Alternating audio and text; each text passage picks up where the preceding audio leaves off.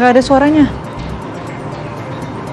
Assalamualaikum warahmatullahi wabarakatuh. Halo, selamat siang pemirsa. Apa kabar? Indonesia Siang kembali hadir di hadapan Anda untuk menyajikan beragam informasi bersama Ana dan Vena. Ada informasi apa, Vena? Ya, kami sudah siapkan banyak informasi untuk Anda pemirsa, tapi untuk mengawali Apa Kabar Indonesia Siang hari ini, kami hadirkan informasi pertama. Ini keluarga korban ini mengamuk dan juga histeris pada saat melihat pelaku pencabulan ditangkap oleh Satreskrim Polres Cimahi pada Selasa siang. Ya, bahkan salah satu anggota keluarga korban pingsan melihat pelaku yang merupakan tetangga korban dengan tega mencabuli anak di bawah umur.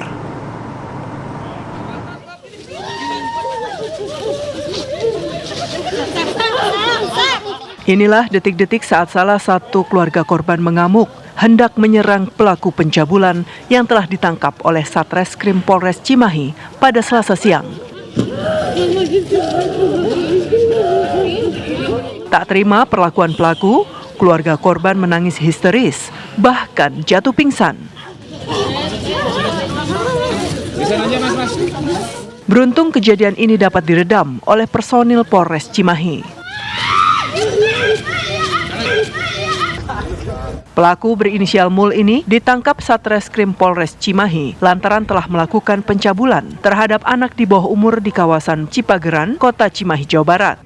Korban yang masih berumur 12 tahun ini tengah bermain ikan bersama teman sebayanya. Tapi tiba-tiba korban diajak pelaku ke sebuah tempat untuk menyalurkan hawa nafsu birahinya. Kasus pencabulan ini baru diketahui keluarga saat korban merasa sakit di alat kelaminnya. Setelah didesak, korban mengaku telah disetubuhi oleh pelaku Mul yang merupakan tetangga korban. Kita akan kerjasama dengan Pemda untuk melakukan trauma hearing. Untuk mempertanggungjawabkan perbuatannya, pelaku yang berprofesi sebagai buruh harian ini terancam hukuman 12 tahun penjara. Dari Kota Cimahi, Jawa Barat, Endra Kusuma, TV One mengabarkan.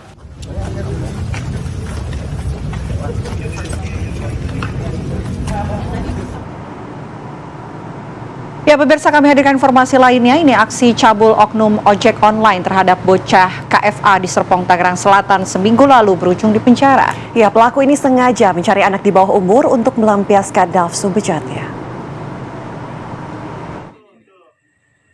16-20-57. Oknum ojek online berinisial MB, 49 tahun yang menculik dan melecehkan anak berinisial KFA di Serpong, Tangerang Selatan, Banten seminggu lalu masih menjalani pemeriksaan intensif unit PPA Satreskrim Polres Tangerang Selatan. Kepada polisi, pelaku mengaku sengaja mencari anak untuk dijadikan sasaran aksinya. Pelaku menculik KFA 11 tahun untuk memenuhi hasrat seksualnya. Oleh karena itu, MB mencari anak di bawah umur untuk melampiaskan nafsu bejatnya. Saat penculikan, pelaku membawa KFA dan berputar-putar sebelum akhirnya mencari tempat sepi untuk beraksi. Tersangka sempat mengancam korban jika tidak mengikuti kemauannya. Korban diantar pulang usai melampiaskan nafsu bejatnya.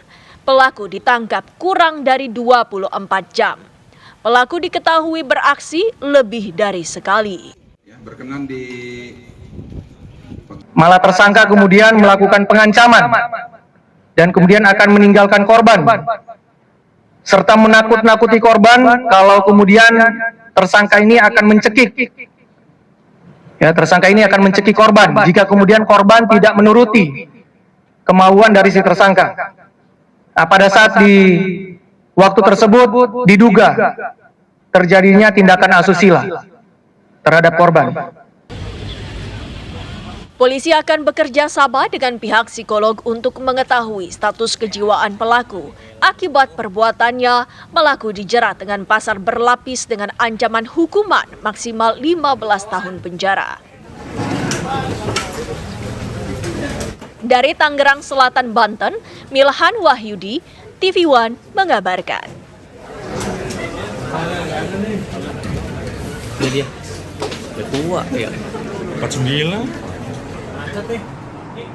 Kami hadirkan informasi lainnya untuk Anda pemirsa. Mobil pengantar anak sekolah ini terlibat kecelakaan di Kecamatan Mapangget, Manado, Sulawesi Utara. Ya, 2 siswa sekolah dasar ini meninggal dunia di lokasi kejadian, sementara 7 orang lainnya terluka dan dibawa ke rumah sakit terdekat.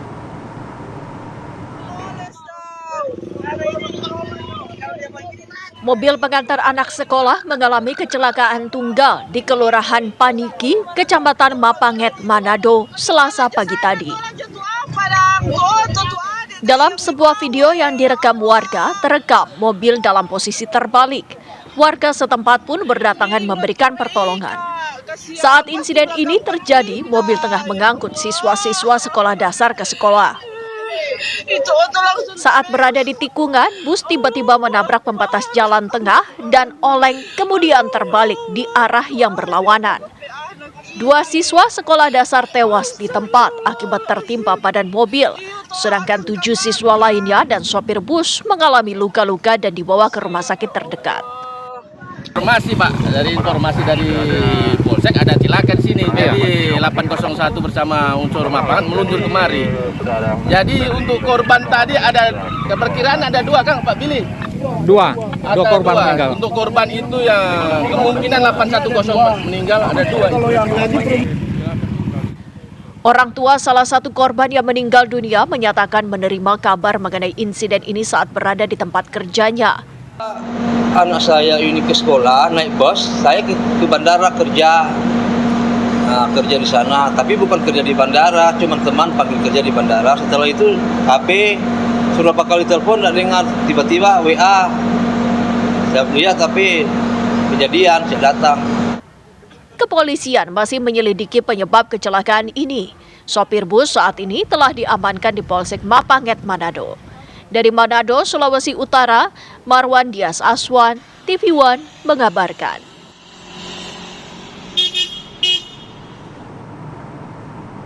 Ya, dari Manado, Sulawesi Utara kita menuju ke Samarinda, Kalimantan Timur. Pemirsa, pasangan muda-mudi di Samarinda, Kalimantan Timur menjadi korban arogansi rombongan pengantar jenazah. Kedua korban ini dikeroyok lantaran tidak berhenti saat rombongan pengantar jenazah melintas.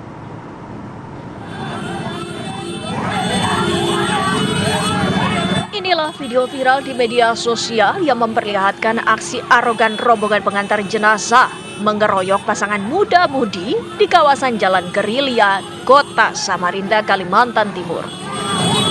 Pasangan ini tak menyangka akan dikeroyok sejumlah orang dari rombongan pengantar jenazah saat menghindari sepeda motor dari arah berlawanan. Peristiwa bermula saat 2 korban tengah melintas dari arah Jalan Damahuri menuju Jalan Gerilya. Setiba di Jalan Gerilya, sekelompok warga rombongan pengantar jenazah mengambil 2 jalur jalan.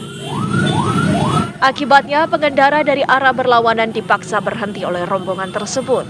Namun korban bersama rekannya memilih tidak berhenti dan berjalan perlahan-lahan. Tindakan ini diduga menjadi pemicu emosi kelompok pengantar jenazah yang kemudian berujung pada aksi pengeroyokan.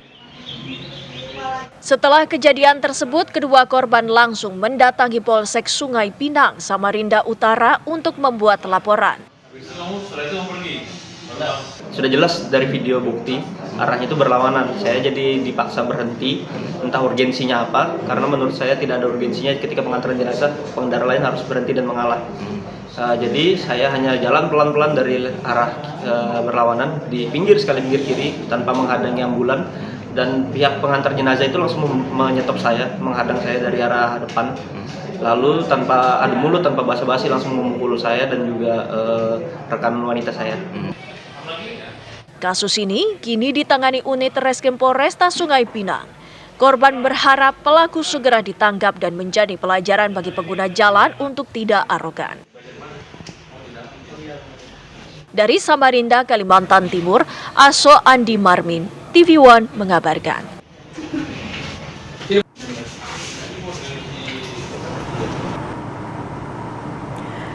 Kami hadirkan informasi lainnya untuk Anda pemirsa ini dari Aceh, di mana Atap Venue, cabang olahraga menembak PON 21 Aceh Sumatera Utara di Kabupaten Aceh Besar Aceh ini ambruk saat pertandingan sedang berlangsung. Ya, akibatnya pemirsa pertandingan terpaksa harus ditunda.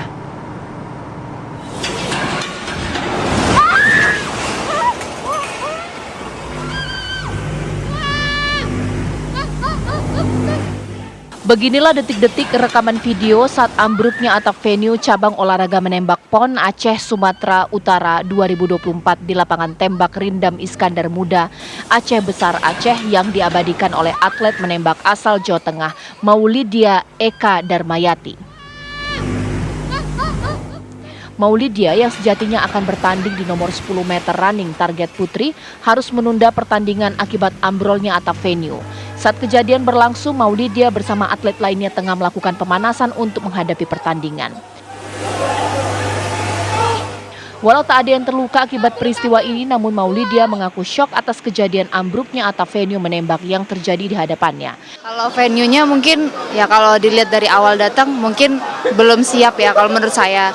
Saya tadi juga pengalaman, tadi saya yang di dalam, apalagi ambruk kan pasti kita juga, wah kayaknya kalau dilanjut di sini kayaknya nggak mungkin, pasti kita otomatis pindah lah tempat atau gimana gitu. Ya belum, kalau syok sih pasti ada, soalnya tadi di dalam ya. Peristiwa ambrolnya atap venue cabur menembak ini terjadi pada Selasa pagi sekitar pukul 9 saat hujan lebat. Akibat kejadian ini perlombaan cabur menembak ditunda pada hari ini. Bisa lihat bangunan di belakang ini talang airnya tidak kuat, akhirnya itu jebol. Tetapi pertandingan yang 10 meter di sini sudah selesai. Ini sudah selesai, tinggal kita nanti yang running target, kemudian di beberapa tempat yang lain termasuk yang di belakang. Langkah yang diambil oleh panitia pelaksana, hari ini semuanya dihentikan pertandingan. Atlet dikembalikan ke tempat penginapannya masing-masing. Saat ini pihak panitia telah meminta kontraktor pelaksana segera menuntaskan kerusakan atap venue menembak ini. Kalau yang rusak hanya talang, kalau struktur bangunan nggak ada. Jadi nanti untuk penanganan jangka pendeknya, karena sekarang sudah di-hold pertandingan, nanti setelah ini kami potong talangnya, kami akan pasang penutup atap sementara agar besok ketika ada hujan nggak ada air masuk dulu. Nah nanti di sini kami akan partisi, kami tanggul sehingga nanti yang di nomor samping ini yang besok digunakan tidak akan terhaning. Jadi yang ruangan samping aman. Selain ambruk, sejumlah venue di kawasan lapangan tembak ini juga terlihat terendam air. Dari Kabupaten Aceh Besar Aceh, Muhammad Fadli, Iman Fajar, dan Supriyadi, TV One mengabarkan. Ya, pemirsa, seorang santri di Pondok Pesantren Az-Zayadi di Sukoharjo, Jawa Tengah meninggal dunia diduga dianiaya oleh seniornya. Ya, korban sebelumnya sempat mengalami sesak nafas. Suasana duka terasa di kediaman Abdul Karim Putra Wibowo yang meninggal dunia di usia 13 tahun. Yuli Sri Utami, ibunda korban, dan Tri Wibowo, sang ayah, menyayangkan kejadian yang dialami anaknya. Sang ibu bahkan jatuh pingsan.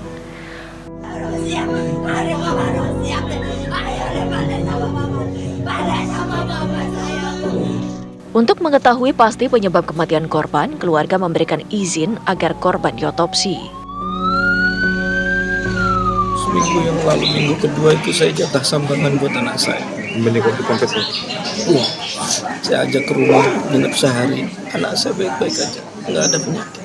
Tahu apakah anak saya dapat tekanan. Bahkan saya juga nggak tahu ini benar atau tidak. Informasi yang saya dapat dengan senioritasnya dia memukuli anak saya nakal dan anak saya. Sementara itu, pihak pengurus pesantren mengaku kasus dugaan penganiayaan ini telah diserahkan ke Polres Sukoharjo.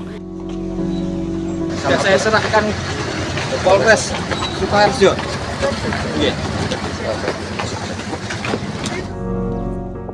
Jenazah korban dimakamkan di TPU Purwoloyo pukul 14 tadi.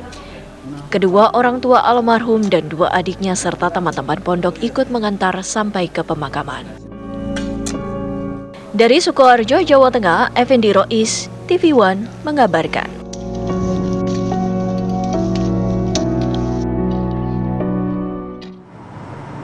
Pemirsa, gempa bumi dengan kekuatan 5,2 magnitudo mengguncang Jawa Barat. Informasinya kami hadirkan usai jeda untuk Anda di Apa Kabar Indonesia Siang. Terima kasih Anda kembali di Apa Kabar Indonesia Siang. Pemirsa, kembali kami hadirkan beragam informasi untuk Anda. Salah satunya ini viral di media sosial. Ada mobil goyang yang ternyata di dalam kendaraan tersebut ini ada oknum camat dan juga bidan di Karawang, Jawa Barat.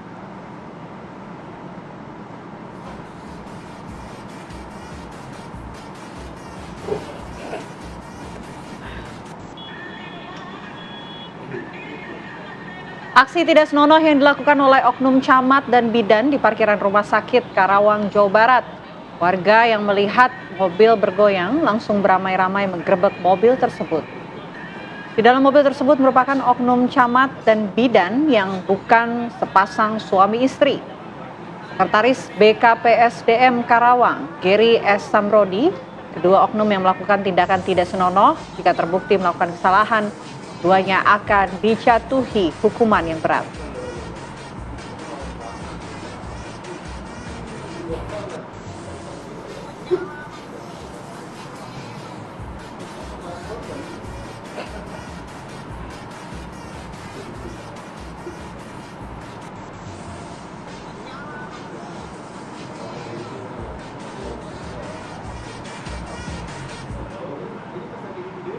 Ya, kita ke informasi lainnya, pemirsa. Gempa bumi dengan kekuatan 5,0 magnitudo mengguncang Jawa Barat.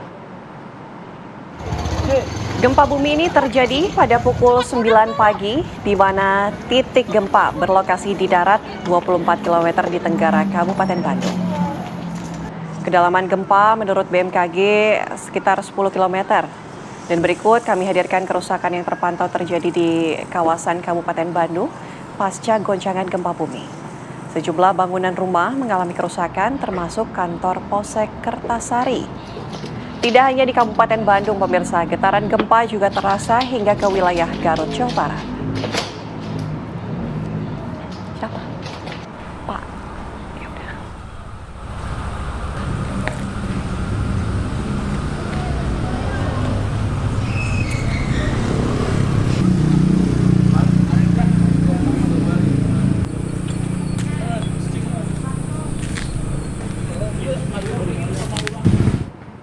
Ya, dan untuk memperbarui informasi terbaru mengenai gempa bumi 5,0 magnitudo yang terjadi di Kabupaten Bandung, Jawa Barat, kami ajak Anda bergabung bersama dengan Pak Andri Setiawan, Humas BPBD Provinsi Jawa Barat. Selamat siang, Pak Andri. Ya, selamat siang, Mbak Pena, Mbak Putri. Oke. Pak Andri, kalau berdasarkan informasi yang kami dapatkan, ini kerusakannya cukup parah, tapi kekuatan gempa ini 5,0 magnitudo. Sejauh ini adakah gempa susulan yang masih terjadi di sana, Pak Andri? Gempa susulan masih terjadi beberapa waktu yang lalu. Memang skalanya tidak cukup besar, ya.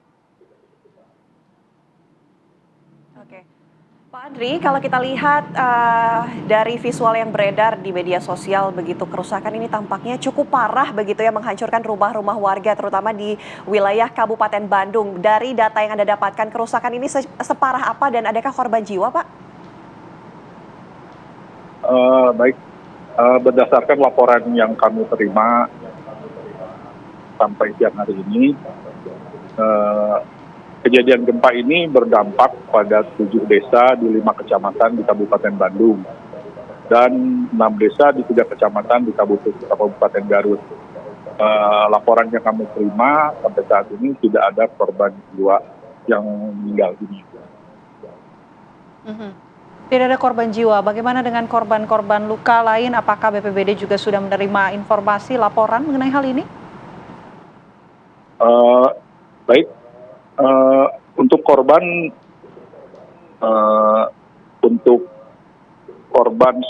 satu luka ringan, 5 luka berat yang sudah dirujuk ke Rumah Sakit Kertasari dan 14 luka sedang. Oke, Pak Andri, untuk dampak yang telah terjadi pasca gempa yang saat ini tengah dilakukan oleh BPBD atau pihak-pihak terkait untuk menangani hal ini, apa saja, Pak? Dampak 196 unit rumah rusak, lalu 5 masjid rusak dan 2 unit fasilitas kesehatan terdampak di 2 desa, lalu 2 unit polsek rusak, dan tempat ibadah 1 unit itu di Kabupaten Bandung. Dan untuk Kabupaten Garut, 7 unit rusak terdampak dan 1 unit sarana pendidikan terdampak. Demikian. Oke. Pak, kami ingin konfirmasi mengenai gempa yang terjadi. Ini kan terjadi di Kabupaten Bandung ya, berarti bukan di Bandung Kota. Begitupun juga dengan di daerah Garut begitu. Apakah Garut juga ikut terdampak akibat gempa ini atau hanya di kabupatennya saja, Pak Andri? Titik gempanya itu ada di wilayah Kabupaten Bandung, di sekitar Kecamatan Kertasari, Pak. Jadi memang wilayah tersebut berdekatan dengan wilayah Kabupaten Garut, hingga dampak yang dirasakan hingga ke Kabupaten Garut. Oke, baik. Terima kasih Pak Andri sudah bergabung sama kami di Apa Kabar Indonesia Siang. Selamat siang Pak Andri, selamat bertugas kembali. Selamat siang. Ya pemirsa, kami hadirkan informasi lainnya untuk Anda. Ini pada Selasa siang, artis Nikita Mirzani Mawar didatangi Polres Metro Jakarta Selatan untuk melakukan serangkaian pemeriksaan sebagai saksi dalam dugaan tindakan aborsi ilegal yang dilakukan oleh Fadel Bajide kepada LM. Nikita Mirzani penuhi panggilan Unit Perlindungan Perempuan dan Anak (PPA) untuk serangkaian pemeriksaan sebagai saksi atas laporan terhadap kekasih anaknya LM, yakni Fadel Bajideh, dengan dugaan tindak aborsi ilegal yang dilakukan VA terhadap LM. Nikita Mirzani beserta kuasa hukumnya menjelaskan pihaknya telah membawa beberapa bukti baru yang diserahkan kepada penyidik unit PPA untuk memperkuat pelaporannya. Beberapa saksi dihadirkan, salah satunya rekan dari anak Nikita Mirzani. Nikita Mirzani telah diperiksa selama 4 jam dengan 25 pertanyaan oleh penyidik mengenai dugaan tindakan aborsi yang dilakukan Fadel Bajideh kepada LM. Ibu, Anda tanya kepada semua orang ibu, pasti akan memaafkan anaknya. Apapun yang dilakukan oleh anak, pasti akan dimaafkan. Tapi persoalan hukum adalah persoalan tersendiri. Siapapun yang terlibat, pasti akan berurusan dengan kita. Kedatangan NM datang ke Polres Metro Jakarta Selatan untuk memberikan keterangan. Kemudian NM juga membawa saksi-saksi yang mendengar melihat kejadian itu. Diberitakan sebelumnya, polisi mengungkap soal laporan Nikita Mirzani atas Fadel Bajideh. Fadel dipolisikan oleh Nikita Mirzani terkait dugaan asusila terhadap anaknya dan pemaksaan aborsi. Dari Jakarta, Robin Freddy, TV One mengabarkan. Pemirsa, kami harus jeda terlebih dahulu. Usai jeda kami kembali dengan informasi lainnya untuk Anda sesaat lagi. Anda kembali menyaksikan Apa Kabar Indonesia Siang pemirsa. Kemacetan panjang di kawasan Puncak Bogor, Jawa Barat ini memakan korban jiwa. Seorang wisatawan berusia 56 tahun asal Cipayung, Jakarta Timur ini meninggal dunia diduga akibat kelelahan saat berlibur di kawasan wisata Puncak. Sebelumnya, almarhum mengalami sesak nafas saat hendak pulang ke Jakarta menggunakan bus dari lokasi agrowisata Gunung Mas. Ambulans yang membawa korban sempat terjebak kemacetan. Petugas menduga korban memiliki penyakit bawaan.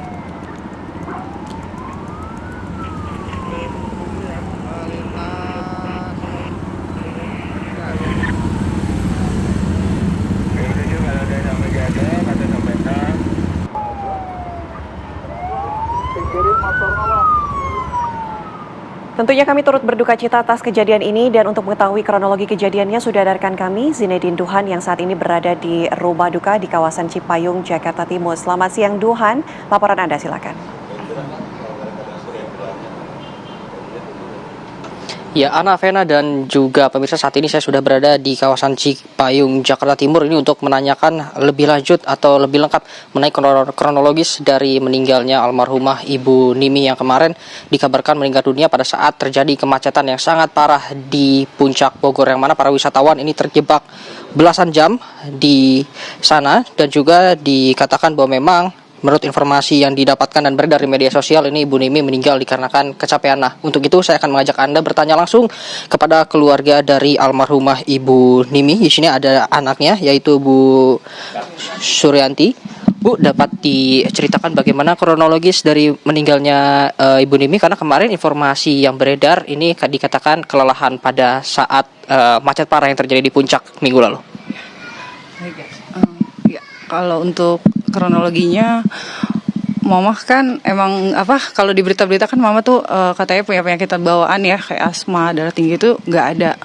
Mama saya sehat, dari berangkat sehat, nggak ada sakit sama sekali. Jadi waktu itu kan Mama pas jam 7 ya, karena kan nggak ada buka tutup jalan tuh, bener-bener kita masih di dalam Gunung Masnya, jadi di parkirannya.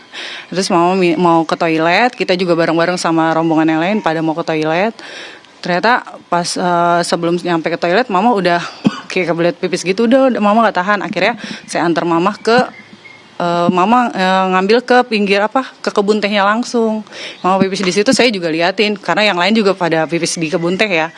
Ya udah pas di situ Mama langsung bangun, terus langsung kayak sesek gitu, terus saya papah kan. Pas saya papah, Mama bilang, "Tih duduk Tih, gak kuat," kata dia gitu. Terus saya telepon saudara saya datang tuh, Ibu Rohani. Dia datang, terus sempat Mama saya dikasih minum. Saya juga bilang istighfar Mama istighfar kan. Terus dia nggak lama kemudian dia tarik napas, terus dia ngunci giginya. Terus saya langsung iniin kan, maksudnya supaya nggak kegigit kan. Terus saya bilang, "Mama sebut istighfar istighfar." Terus Mama istighfar. Pas kedua kali Mama ngunci gigi lagi, dikasih minum udah nggak masuk airnya. Terus Mama disuruh sama yang pengunjung yang lain, disuruh tiduran ibunya. Ya saya tidur geletak di tanah, di pangkuan saya. Mama saya tidur di alasin kardus. Terus dikasih kain juga sama pengunjung yang lain. Nggak lama kemudian Mama saya keluar busa mulutnya. Udah. Dan nggak tahu, ya saya pikir Mama saya pingsan. Jadi saya tuh yang paling sedihnya saya nggak membimbing Mama saya dengan ucapan la ilaha illallah, itu aja ya. Sedih banget. Ini tadi sempat disebutkan bahwa kejadiannya adalah jam 7 malam, ini masih berada di dalam parkiran kawasan wisata di Puncak. Nah, ini dari rencananya sendiri dari rombongan, apakah ini memang belum pulang atau menunggu dikarenakan juga terjadi kemacetan seperti itu? Iya, kita nunggu buka tutup jalannya. Katanya kan jam 5 udah buka tutup, ternyata enggak, nunggu lagi jam 6. Nah pas jam 7 kan kita juga bosan ya di bis aja, jadi pada mau ke toilet gitu. Oke, bareng. Nah di kan juga beredar bahwa memang yang disebutkan oleh ke pihak polisian bahwa ibu ini memiliki penyakit juga bawaan seperti itu. Nah untuk kondisinya sendiri seperti apa? Apakah memang ada riwayat penyakit sebelumnya, pernah dirawat atau seperti apa, Bu? Enggak, Mama saya nggak punya penyakit bawaan, yang disebutkan itu nggak benar ya.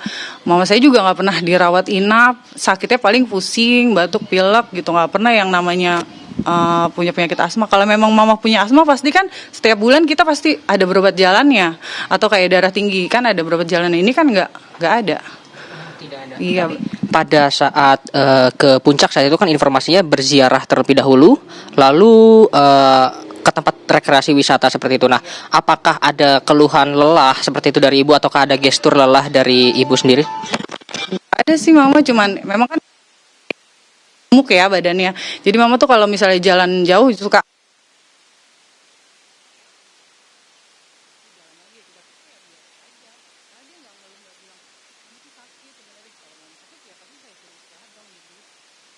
saya juga nggak ngeluh apa-apa, dan makan pun seperti biasa normal gitu. Malah kemarin makan itu bareng-bareng dia lebih banyak porsinya dari biasanya. Makanya kita pikir dia sehat-sehat aja gitu. Cuman pas kita mau belanja ke itu kan, Mama saya bilang, Mama nggak usah ikut deh, yaudah Mama balik aja ke bis. Ya udah Mama ke bis sama rombongan kita yang pada belanja gitu. Apakah ada tanda-tanda seperti itu? Apakah misalnya ibu ada perbedaan sifat atau perbedaan sikap pada menjelang di akhir hayatnya seperti itu? Ya bedanya tuh dia minta difoto aja gitu. Biasanya kan kalau saya foto-foto suka ngapain sih foto-foto terus gitu. Tapi kalau pas kemarin tuh Mama malah minta videoin dong, foto-fotoin dong gitu. Itu aja, jadi nggak ada pesan terakhir beliau. Makanya kita tuh kagetnya gitu, berangkat sehat. Pas sampai di sana tiba-tiba kayak gitu kan shock banget gitu. Ini kan kejadiannya pada pukul 7 malam, yang mana pada saat itu juga kemacetan masih sangat parah, buka tutup masih belum dibuka kembali seperti itu. Nah, untuk proses kepulangannya sendiri lalu pemeriksaan dan lain-lain itu dilakukan pada pukul berapa, Bu, baru bisa ditangani? Kita kan setelah dari kebun teh itu Mama saya dibawa ya pakai tangan tapi nggak pakai tanduk. Tangan itu ke depan warung karena kan gerimis waktu itu kan. Jadi supaya nggak kehujanan kita dibawa ke depan warung. Nggak lama ada mobil ya dari masjid dibawa tuh mama pakai tanduk, terus kita dibawa ke masjid. Di masjid itu sampai jam 12 kalau nggak salah 12 lebih lah. Itu datang polisi sama orang dari Gunung Masnya. Terus mama saya juga sempat diperiksa juga sama dokter atau apa, saya kurang tahu. Ternyata memang mama saya kan memang udah nggak ada.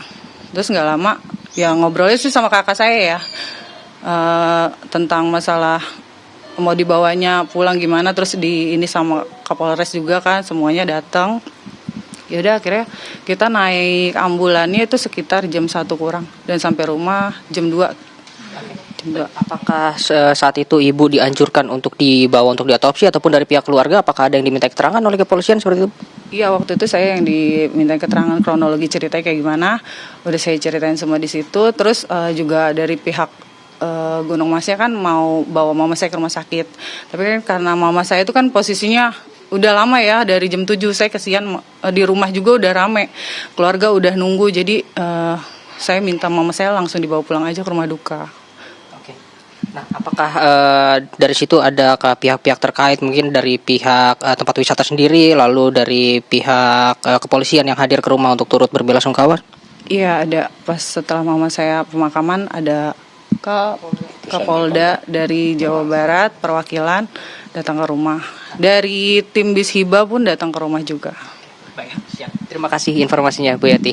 Ya, Ana, Vena dan juga pemirsa, itu dia memang kronologis yang terjadi, yang mana Ibu Nimi ini sempat menunggu untuk pulang dikarenakan juga tidak bisa keluar dari tempat wisata karena macet parah yang terjadi di puncak, sehingga akhirnya harus meninggal dunia di kawasan Puncak Bogor dan baru dapat dibawa ke kediaman pada tengah malam, tadi disebutkan pada pukul 1 dini hari. Untuk sementara itu informasi yang dapat kami sampaikan, saya kembalikan ke studio.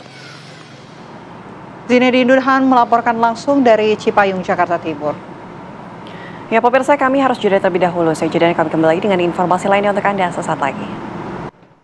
Ada kembali di Apa Kabar Indonesia Siang. Pemirsa, ini angin kencang disertai gelombang besar mengakibatkan satu kapal tongkang berbuatan kayu mengalami kebocoran dan juga menghantam dermaga Roro di Pelabuhan Air Putih Dermaga 1 di Kabupaten Bengkalis, Riau.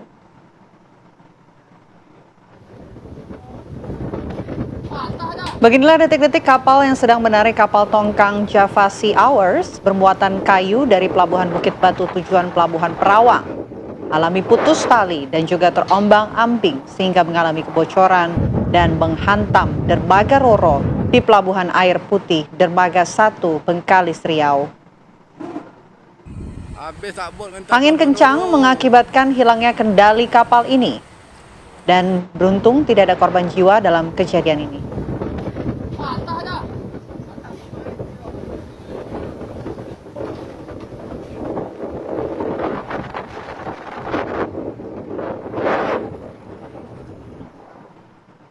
Beralih ke informasi lainnya untuk Anda pemirsa, viral di media sosial, seorang pria di Kabupaten Musi Rawas Utara, Sumatera Selatan baru saja menikahi 2 wanita sekaligus. Pernikahan seorang pria bernama Evan Padli dari Desa Pauh di Kabupaten Musi Rawas Utara, Sumatera Selatan terjadi pada Sabtu 14 September yang lalu dan menjadi viral di media sosial.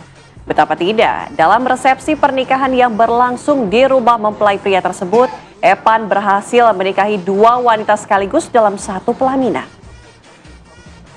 Kepala Desa Pauh 1, tempat tinggal Evan, Juherman Jiswan, membenarkan acara resepsi pernikahan tersebut. Meskipun acara akad nikah antara Evan dengan kedua istrinya ini berlangsung dalam waktu yang berbeda.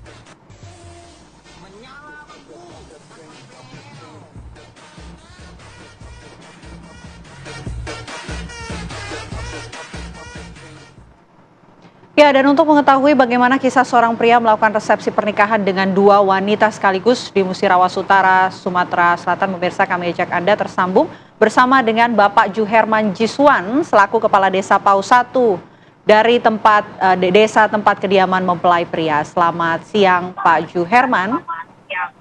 Selamat siang. Selamat siang, Mbak. Oke.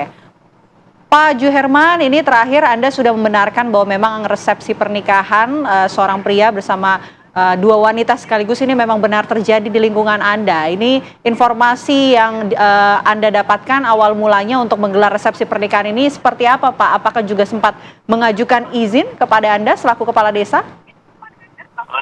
Kalau Epan itu warga desa Pau, Mbak. Warga desa Pau, Epan Padli. Kemudian istri pertamanya yang bernama Purma, memang warga desa Pau 1. Dan istri keduanya Halimah itu warga Palembang. Dan kemudian untuk Purmanya sendiri memang izin dengan kami. Dan kemudian kalau warga yang Halimah desa Palembang yang dari Palembang itu tidak melalui kami. Kemudian sudah akad nikah pertama dengan Purma, ternyata untuk kedua dia akan nikah di Palembang. Kemudian resepsinya diadakan tanggal 14 hari Sabtu kemarin, dan kemudian berjalan dengan lancar, Pak. Tidak ada halangan sesuatu apapun, dan masyarakat antusias berdatangan ingin melihat kedua mempelai yang duduk bersanding ini, memberi doa restu pada mereka bertiga, yang mudah-mudahan menjadi keluarga yang sakinah, mawaddah warahmah, membentuk keturunan yang soleh dan soleha. Kemudian selesai acara tersebut, ya semua masyarakat memang karena desa kami itu jarang terjadi hal yang seperti itu, maka mungkin hal-hal yang positif lah. Kenapa? Biasanya kan istri pertama tidak mengizinkan istri kedua. Ini kedua belah pihak ini antara istri pertama dan kedua saling mendukung gitu, Mbak. Maka ini yang sangat-sangat masyarakat itu pengen melihat kembali mereka itu untuk duduk bersanding gitu. Pak Juherman, kalau secara agama kan memang diperbolehkan begitu ya untuk menikah dengan beberapa istri. Tapi kalau secara dari KUA-nya sendiri, apakah ini terdaftar secara resmi begitu Pak pernikahan tersebut? Kalau untuk sementara, karena Purma itu umur 19 tahun, Mbak. Umur 19 tahun, dan kemudian mungkin dari pertama bahwa di warga kami adalah Purma, kemudian yang untuk Halimah di Palembang, dan kemudian mereka ya tidak ada masalah. Memang mungkin tercatat itu nantinya, Mbak. Enggak, maksudnya tercatat tidak Pak di KUA saat ini dua istri tersebut, atau hanya satu saja? Kalau untuk sementara belum ada laporan, karena ini yang karena pihak laki-laki Pan Padli adalah warga Pau, berarti kades Pau. Karena Purma ini warga desa Pau 1, Mbak, warga kami. Jadi mungkin dari Palembang, mungkin terdaftarnya di Palembang, karena yang menikahkan juga. Kenapa pihak perempuan biasa di warga kami, kalau pihak laki-laki dari mempelai laki-laki warga Pau, tentunya yang menikahkan itu dari Pau, Mbak. Walaupun kedua UKD-nya itu. Pak Juherman, tapi sebetulnya ada nggak sih hal serupa yang pernah terjadi begitu, misalnya warga sekitar Anda yang juga menikahi dua wanita sekaligus seperti kasus ataupun peristiwa ini, Pak Juherman? Untuk sementara sampai saat ini belum pernah, Mbak. Belum pernah. Jadi ini kasus pertama ya? Pak Juherman, kami konfirmasi sekali lagi.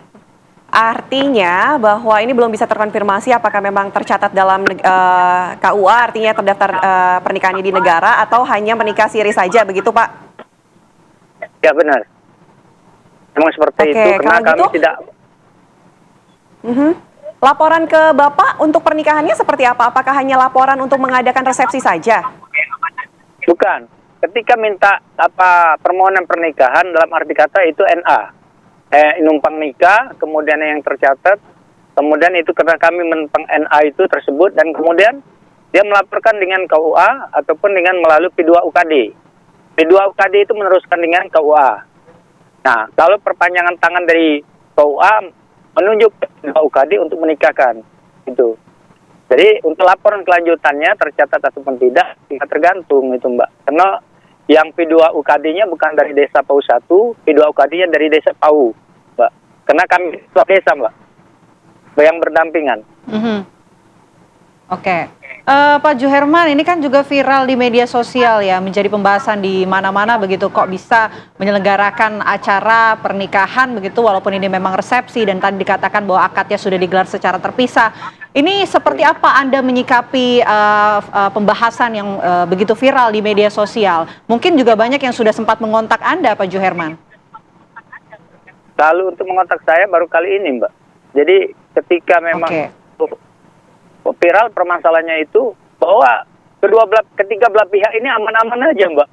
Permasalahan ini jadi nggak ada mencuat bagi masyarakatnya apa dan sebagainya. Ya tentunya dengan adanya viral seperti itu, kemudian mungkin masyarakat yang lain ataupun yang mana itu tidak jadi masalah. Selagi mereka itu aman-aman aja, santai-santai aja. Buktinya sampai saat ini nggak ada masalah mereka. Oke, untuk domisili mempelai pria dan kedua mempelai wanitanya saat ini di mana, Pak? Kalau informasi saat ini kedua-duanya ada di Palembang, Pak. Ikut suaminya. Oke, Karena jadi semuanya ikut suami ya. Tapi iya, ikut suami. Oke. Pak Juherman, saya juga penasaran soal respon dari para tamu undangan yang menghadiri resepsi pernikahan kemarin. Ini juga mungkin Bapak ya, turut diundang dan juga mungkin hadir ya Pak. Ini bagaimana Pak responnya? Mungkin bisa diceritakan Pak Juherman. Iya, ketika kami menghadiri resepsi, pertama sekali antusias masyarakat pengen lihat bahwa pertama sekali memberi doa restu kepada ketiga mempelai ini. Dalam arti kata apa? Mereka belum pernah terjadi yang duduk ngantin itu sampai di kedua pengantin wanita yang di tengah-tengah itu adalah pengantin pria. Jadi belum pernah terjadi itu, Pak. Oke. Maka banyak masyarakat Terima itu kasih. para undangan yang datang. Oke, kalau tadi kan Pak Juherman sempat mau mengatakan nih Pak, profesi dari sang suami di Palembang, kedua istrinya ikut ke sana begitu. Apa memang profesi dari sang suami mempelai pria ini? Kerja di Indomaret, Mbak.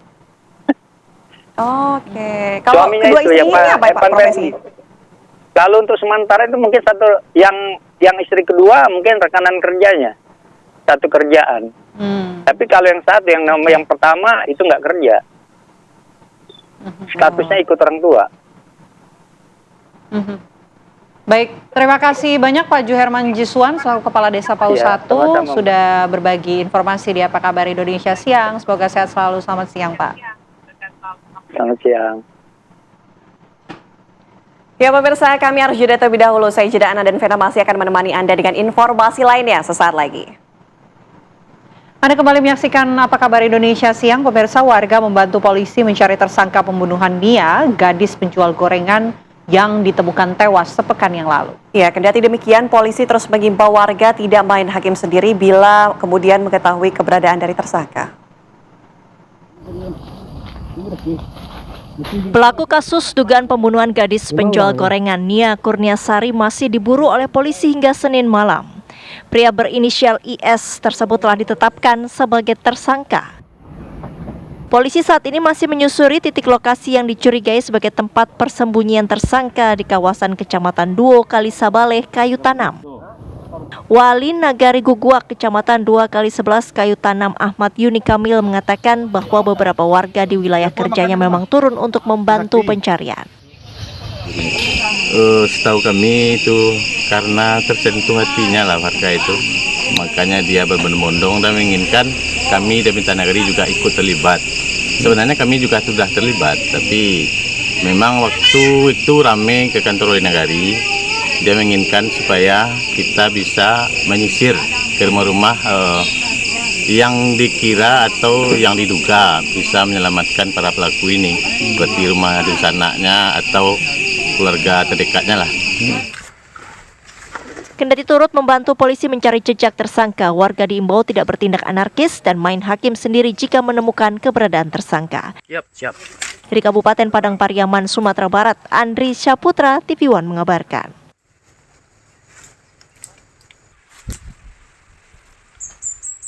Ya, setelah pihak kepolisian ini terus mencari yang masih buron ya ini tersangkanya, warga juga ikut membantu. Kami ajak Anda berbincang langsung dengan Bapak Ahmad Yuni Kamil, Wali Nagari Guguak, dan juga Bapak Harmen Sadri, Wali Nagari Kayu Tanam. Pertama saya mau ke Pak Ahmad dulu. Pak Ahmad, selamat siang. Siang, Bu.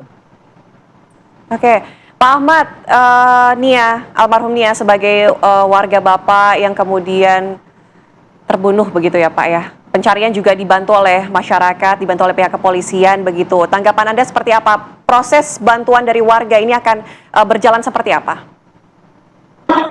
Baik, terima kasih Bu. Kalau antusiasnya dari warga Bu, dari awal penemuan ini sudah sangat sekali antusias masyarakat.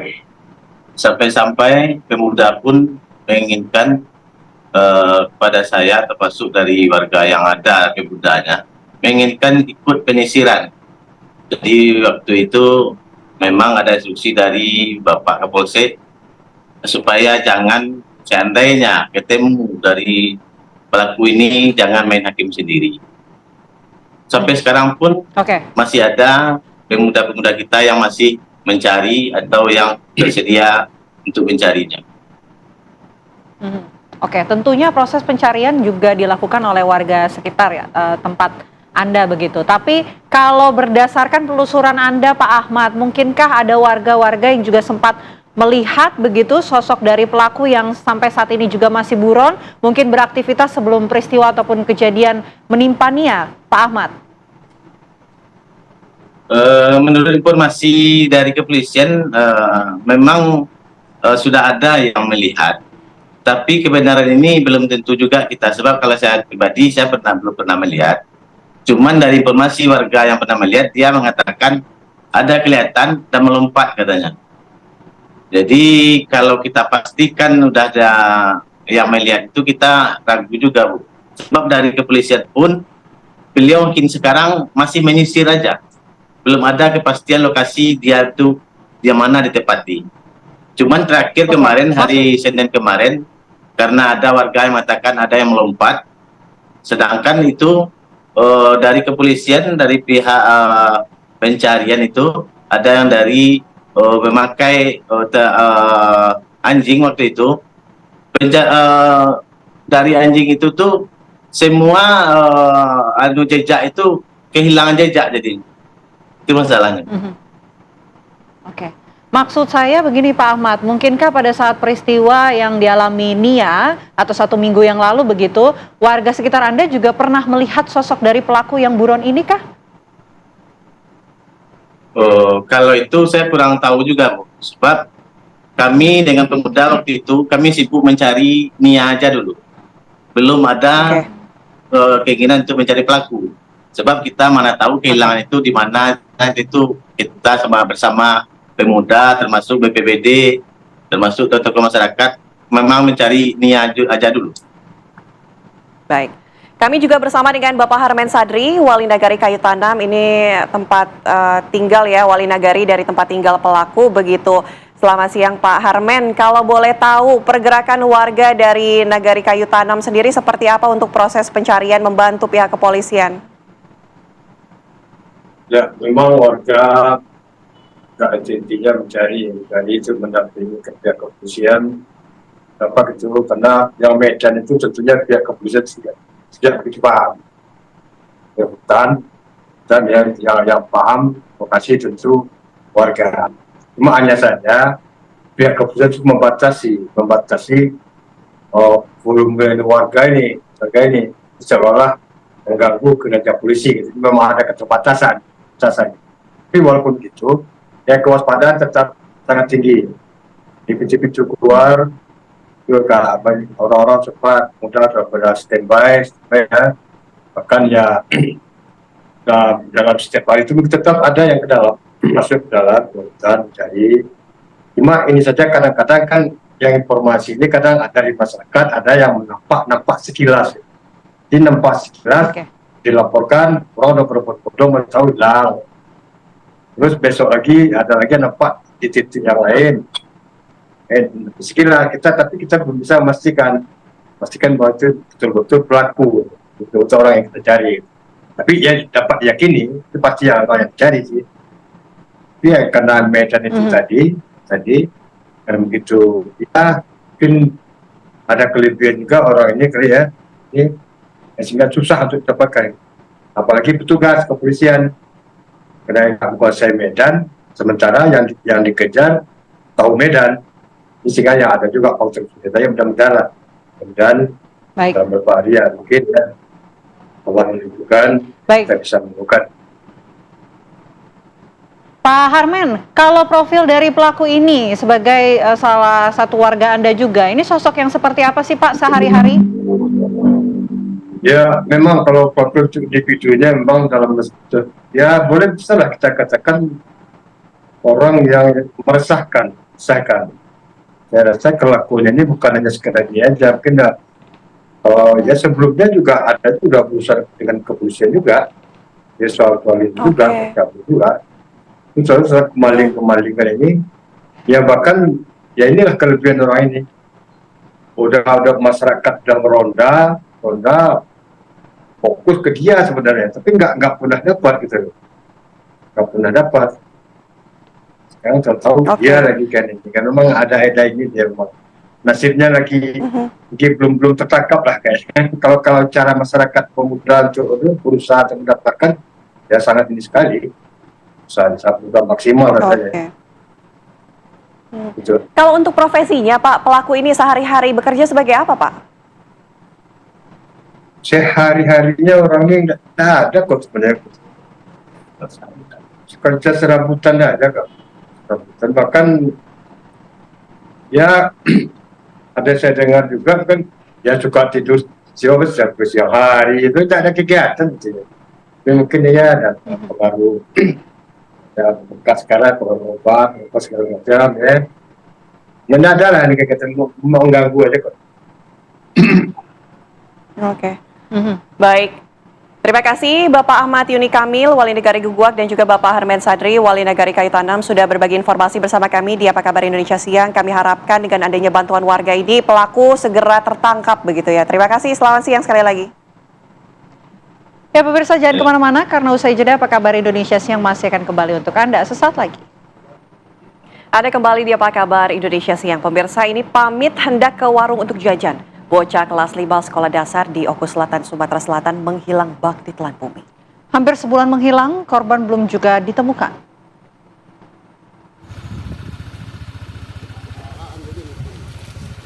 Seorang anak berusia 11 tahun, Rafael Aditya, warga Dil Desa Penantian, Kecamatan Banding Agung, Oku Selatan, dilaporkan hilang sejak tanggal 21 Agustus 2024.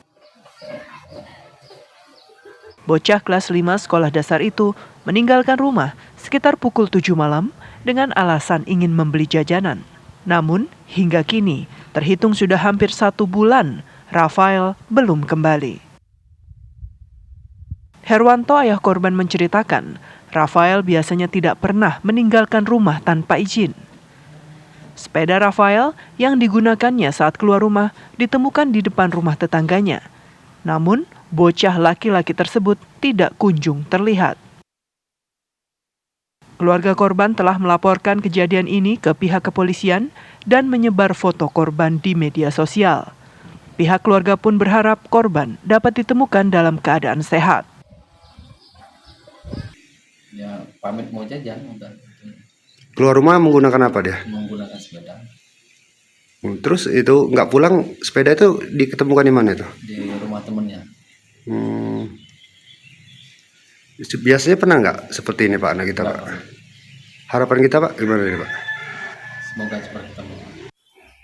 Sementara itu, pihak berwajib masih melakukan penyelidikan dan memanggil beberapa saksi untuk dimintai keterangan. Langkah-langkah yang telah kami lakukan adalah mendatangi TKP dan melakukan pemanggilan dan melakukan interogasi terhadap saksi-saksi. Dari Oku Selatan, Sumatera Selatan, Andi Salani, TV One mengabarkan. Pemirsa, Majelis Hakim Pengadilan Negeri Jakarta Selatan ini menjatuhkan vonis mati terhadap Panca Darmansyah, pelaku pembunuhan berencana terhadap 4 anak kandung di Jagakarsa. Ya, tidak ada hal yang kemudian meringankan dalam kasus pembunuhan tersebut.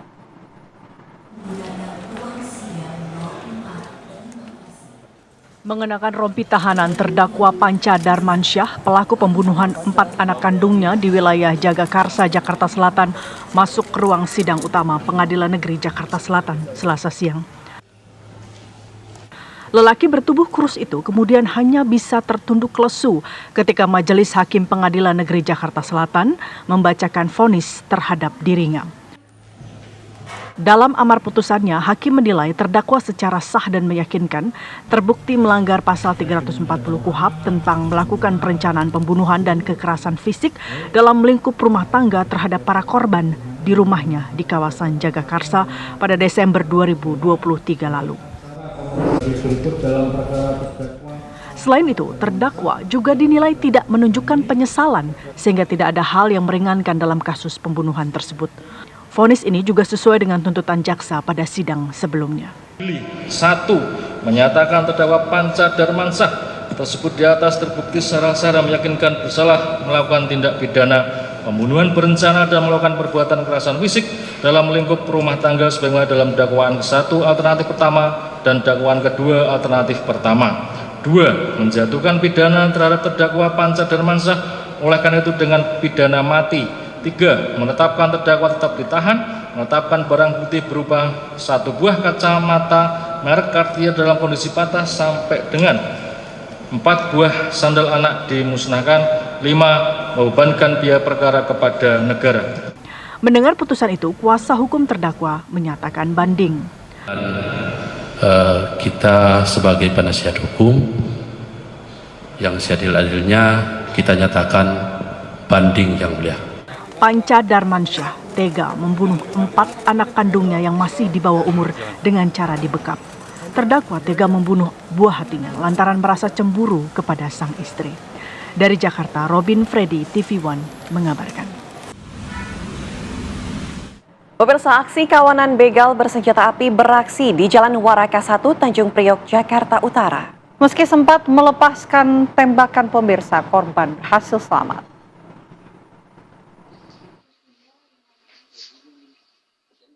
Saat tengah asik menikmati makan malam, beberapa karyawan toko roti ini berteriak karena datang kawanan begal bersenjata api.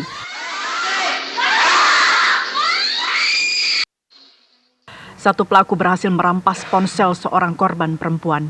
Sambil menodongkan sen pinggang, pelaku juga mencoba merampas ponsel korban laki-laki, namun gagal. Pelaku yang kesal dengan aksi korban sempat melepaskan tembakan. Korban kembali melawan dengan menendang pelaku, hingga akhirnya pelaku langsung melarikan diri dengan rekannya yang sudah menunggu di sepeda motor. Ada makan mie, kopi. HP cuma 1 doang, alhamdulillah. Ambil 1 lagi nggak bisa. Nggak berhasil lah dianya pelakunya. Ditendang sama korban yang laki, gitu. Dia pergi boncengan 3 orang. Diduga pelaku menggunakan senjata api airsoft gun mengingat tidak ditemukannya proyektil peluru di lokasi kejadian. Tidak ada korban jiwa maupun luka-luka mengingat tembakan tidak mengenai sasaran. Dari Jakarta, Dava Akbari, TV One mengabarkan. Informasi tadi sekaligus menutup perjumpaan kita pemirsa di Apa Kabar Indonesia Siang. Saya Fena Kintan. Dan saya Anatea Lita, pamit undur diri. Terima kasih pemirsa, sampai jumpa.